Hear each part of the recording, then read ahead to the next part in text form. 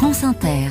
Les chroniques littorales, un rendez-vous quotidien consacré à la mer. Bonjour José-Manuel Lamarque. Bonjour Mathilde Munoz. Et ce matin, gros plan sur un archipel français pour qui la mer est cruciale, Saint-Pierre-et-Miquelon. Oui, Saint-Pierre-et-Miquelon, Mathilde, territoire français en Atlantique Nord, à quelques encablures de Terre-Neuve, bien loin de l'Hexagone, 6034 habitants.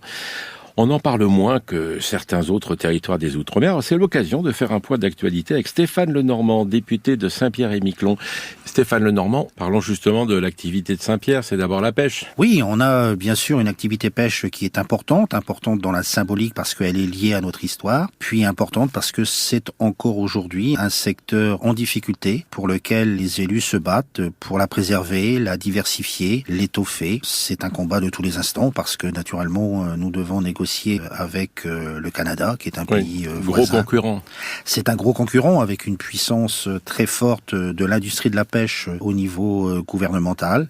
J'étais à Ottawa il y a quelques jours justement pour se mettre d'accord sur un certain nombre de quotas, puisqu'on a quand même pris le choix avec nos amis canadiens de développer une pêche durable qui s'appuie sur les différents avis scientifiques pour calibrer les quotas des différentes espèces. Réaménagement du territoire à Saint-Pierre-et-Miquelon, d'abord les quais du port. Oui, alors là, on a un vrai sujet de discorde avec le gouvernement. C'est une histoire qui dure depuis presque 3 ans. Or, on sait très bien que pour un pays dont la devise c'est à Marne-la-Bord, le travail vient de la mer, de voir des linéaires de quais qui se ferment, ce n'est jamais... Oui, c'est pas bon. C'est pas bon signe. C'est pas bon signe, non. Et quand on voit l'incapacité du gouvernement français à réparer l'un des derniers ports d'État, quand on voit qu'on n'arrive pas à dégager 19 millions d'euros pour réparer le seul port qui nous permet d'être ravitaillés chaque semaine. Conséquence du réchauffement climatique, déménagement de Miquelon. C'est une réalité déjà depuis quelques années. On est la seule forêt boréale française. Celle-ci a été, il y a quelques étés de cela, en danger parce qu'elle a connu un assèchement un peu surprenant par rapport à notre région. On a le trait de côte qui est souvent attaqué. L'érosion est beaucoup plus importante parce qu'on n'a pas les hivers d'antan avec les glaces, avec le gel. Puis on a naturellement sur Saint-Pierre des zones qui sont aujourd'hui potentiellement inondables dans quelques années, et le village de Miquelon plus particulièrement,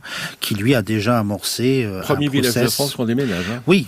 Et là, naturellement, on est un cas d'école, et donc je crois qu'il faut y aller pas à pas. Et puis, Saint-Pierre-et-Miquelon appelle à investisseurs, Stéphane Lenormand.